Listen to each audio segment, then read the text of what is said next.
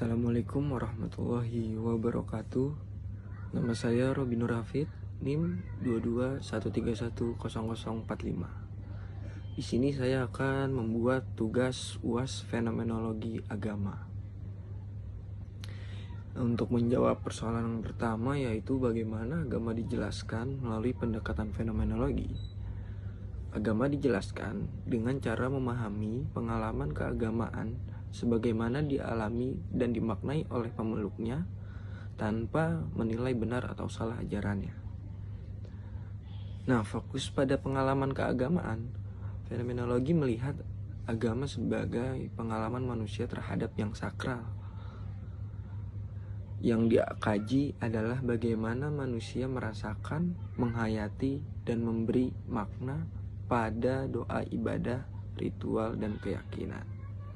Yang kedua yaitu menangguhkan penilaian opies, yaitu peneliti menunda penilaian pribadi, teologis atau ilmiah agar dapat memahami agama dari sudut pandang pemeluknya sendiri, bukan dari luar. Yang ketiga yaitu makna simbol dan ritual. Simbol mitos dan ritual agama dipahami sebagai sarana manusia untuk berhubungan dengan yang sakral. Fenomenologi meneliti arti simbol dan praktik tersebut bagi kehidupan penganutnya. Yang berikutnya yaitu yang sakral dan yang performan.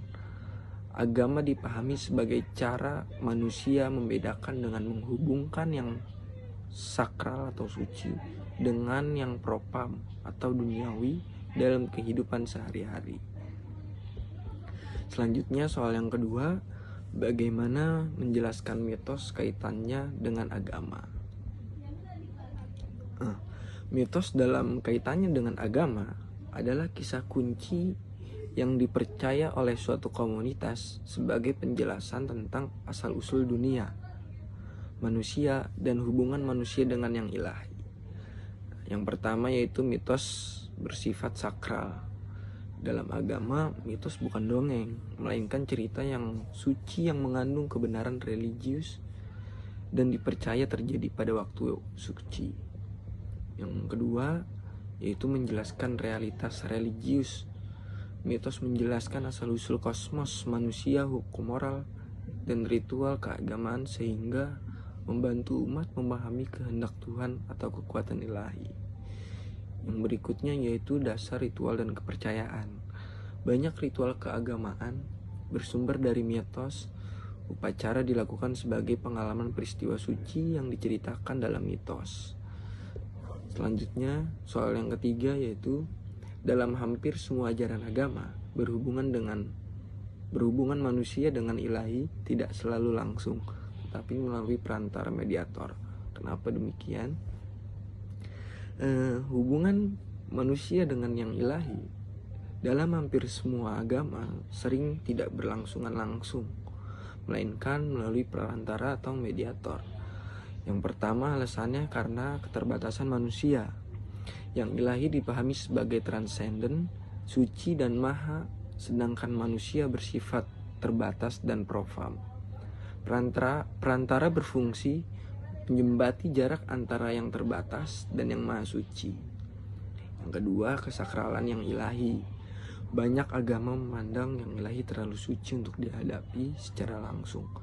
Mediator menjaga agar hubungan manusia dengan Tuhan tetap teratur dan tidak melanggar kesuciannya. Yang ketiga yaitu kebutuhan komunitas dan penafsiran. Mediator atau nabi, rasul, pendeta, imam, wali, kitab suci, malaikat berperan menyampaikan, menafsirkan, dan menjelaskan kehendak Tuhan agar dapat dipahami manusia. Yang keempat, tradisi dan struktur keagamaan. Perantara lahir dari tradisi dan sistem agama untuk menjaga keseimbangan ajaran, otoritas, dan praktik ibadah.